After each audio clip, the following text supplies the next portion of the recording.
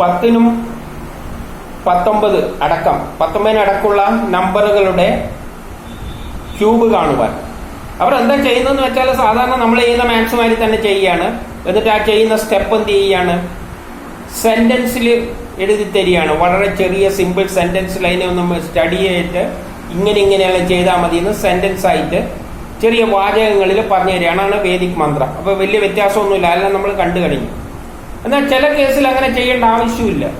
ഉദാഹരണത്തിന് നമുക്കിന്നറിയാം 10 കൊണ്ട് മൾട്ടിപ്ലൈ ചെയ്യേണ്ടിക്ക് 0 ഇട്ടാൽ മതി, 100 കൊണ്ട് മൾട്ടിപ്ലൈ ചെയ്യേണ്ടിക്ക് 2 0 ഇട്ടാൽ മതി. അപ്പോൾ ഒരു സെന്റൻസിൽ പറയുകയാണെങ്കിൽ ഏത് സംഖ്യയെ മൾട്ടിപ്ലൈ ചെയ്യേണ്ടിക്കലും ആ സംഖ്യയിലുള്ള 0 ചേർത്തേച്ചാൽ മതി എന്ന് പറയുന്ന ഒരു വേദിക് മന്ത്രമാണ്. അത്തരത്തിൽ പറയുന്ന എളുപ്പമുള്ള ചില കാര്യങ്ങൾ അവർ പറഞ്ഞു തരുന്നുണ്ട്. അതിൽ നമ്മൾ മൾട്ടിപ്ലിക്കേഷൻ ഒന്നും പോട്ടെ, ഇങ്ങനെ ചെയ്താൽ മതി എന്ന് ഭാഷയിലൂടെ പറഞ്ഞു തരികയാണ്. അത് നമുക്കൊന്ന് നോക്കാം. അതിൽ പെടുന്നതാണ് 10നും 19നും ഇടക്കുള്ള ക്യൂബ് കാണാൻ. ക്യൂബ് കാണുക എന്ന് പറഞ്ഞാൽ 3 പ്രാവശ്യം ഇട്ട് മൾട്ടിപ്ലൈ ആണ്. ഉദാഹരണമായിട്ട് 10ന്റെ ക്യൂബ് കാണാൻ 10 × 10 × 10. അതിന്റെ ആൻസർ ഇതാണ്.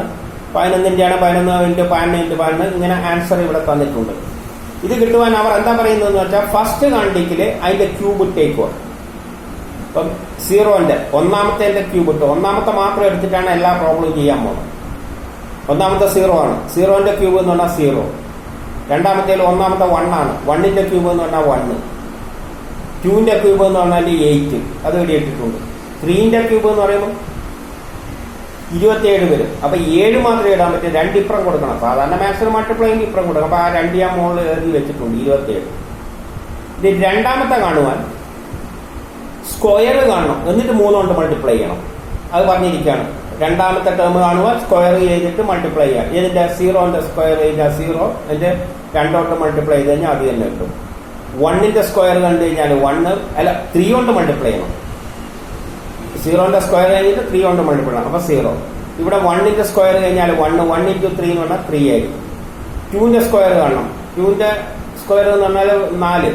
4 × 3 കൊണ്ട് മൾട്ടിപ്ലൈ ചെയ്യണം. 12. 12 2 ഇട്ടിട്ട് മുകളിൽ 1 ബാലൻസ് വെച്ചിട്ടുണ്ട്.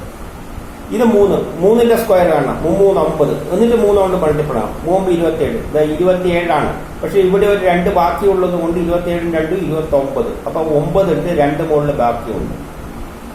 ഇനി ഈ 2 സംഖ്യ കാണാൻ എന്താ പറയുന്നതെന്ന് വെച്ച് കഴിഞ്ഞാല് ആ സംഖ്യന്റെ ഒപ്പം തന്നിരിക്കുന്ന സംഖ്യ 10 ആണ്. അതിന്റെ ഒപ്പം 2 × ആ സംഖ്യ ഏത് ആദ്യത്തെ 0 വെച്ചാണ് എല്ലാം ചെയ്യുന്നത്.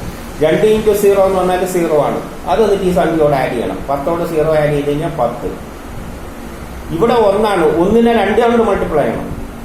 2 കൊണ്ട് മൾട്ടിപ്ലൈ 2. ആ 2 എന്നിട്ട് എന്തുകൊണ്ട് ചെയ്യണം, ആഡ് ചെയ്യണം. 11ഓട് ആഡ് ചെയ്യണം. 13 കിട്ടും. ഇത് 12 ആണ്. 2നെ 2 കൊണ്ട് മൾട്ടിപ്ലൈ ചെയ്യണം. അപ്പൊ 4 കിട്ടും. 4 എന്നിട്ട് 12ഓട് ആഡ് ചെയ്യണം. 16 വരും. 16 കഴിഞ്ഞിട്ട് പിന്നെ ഇവിടെ എന്തുണ്ട്, ഒരു ബാലൻസ്. 2നെ 2 കൊണ്ട് പെരുക്കണം. അപ്പൊ 4 കിട്ടും. 4ഉം 12 16. 16ന്റെ പരം ഇവിടെ ഒരു ബാലൻസ് 1 ഉണ്ട്. 1 ചേർക്കണം. അപ്പൊ എത്രയായി? 17 ആയി. ആ 17 ആഡ് ചെയ്യണം. ഇത് 3 ആണ്. 3നെ 2 കൊണ്ട് പെരുക്കണം. 6. 6ഉം 13 19. 19ന്റെ പരം ഇവിടെ എത്രയുണ്ട്? 19ന്റെ ഒപ്പം 2 ബാലൻസ് ഉണ്ട്. 20 21. 19ന്റെ പരം ആ 2 ബാലൻസ് കൂട്ടിയാൽ 21. ഇതാ ഇവിടെ 21 ഉണ്ട്. അപ്പൊ എന്ത് ചെയ്യേണ്ടെങ്കിലും ഒന്നാമത്തെ ക്യൂബ് 10ന്റെ കണ്ടിക്ക് 0 എടുത്തിട്ടാണ് എല്ലാം ചെയ്യേണ്ടത്. 0ന്റെ ക്യൂബ് ഇവിടെ. രണ്ടാമത്തെ കാണാൻ അതിന്റെ സ്ക്വയർ കണ്ടിട്ട് അതിന്റെ 3 കൊണ്ട് പെരുക്കിയിട്ട് ഇവിടെ. ഇത് രണ്ടും കാണണമെങ്കിൽ ആ സംഖ്യയോട് തന്നിരിക്കുന്ന 10 ആണെങ്കിൽ 10. 10ഓട് 2 കൊണ്ട് പെരുക്കണം. ആ സംഖ്യ നമ്മൾ ആദ്യത്തെ എടുത്തിട്ടാണല്ലോ ചെയ്യുന്നത്. 2 കൊണ്ട് പെരുക്കിയിട്ട് അത് ഇതോട് കൂട്ടണം.